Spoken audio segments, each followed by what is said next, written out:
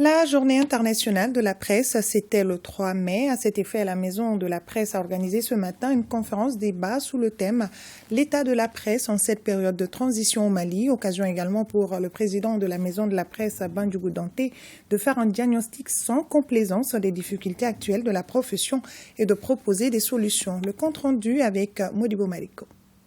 Une célébration décalée cette année, mais qui n'enlève en rien à la volonté de faire le bilan d'étape pour la presse. L'état de la liberté de la presse en cette période de transition au Mali, thème de cette conférence débat, donne ainsi l'opportunité au président de la Maison de la Presse de rappeler les disparitions des journalistes et dans la même veine s'inquiéter des difficultés dans l'exercice du métier des journalistes. La presse malienne de façon générale vit une situation de précarité et l'apparition de nouveaux moyens de communication n'est pas pour arranger les choses. Cette précarité a comme conséquence la parution irrégulière des journaux, la diminution des heures d'émission des radios, sinon leur fermeture pure et simple, l'incertitude sur la vie même des télévisions, confrontées aux lourdes charges et à une concurrence déloyale impitoyable.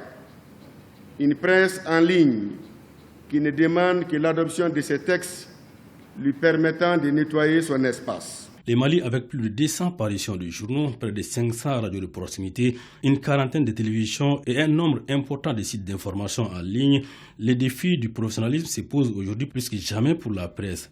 La situation administrative des télévisions est clarifiée peu à peu. Des appels à candidature sont organisés dont la finalité était de régulariser les télévisions déjà opérationnelles et fonctionnant illégalement. En réalité, la HAC n'a pas échappé à la soif de la création d'organes dans un pays où les médias est loin d'être une vraie entreprise. Au Mali, le premier défi pour le développement des médias reste l'adaptation des textes aux réalités du monde actuel. Je suis convaincu que la liberté de la presse est l'enfant de la révolution du 26 mars 1991. Et ceux qui ont vécu l'avant 91 pourront vous dire combien la situation d'aujourd'hui, bien que critiquable, est préférable à celle qui prévalait autrefois.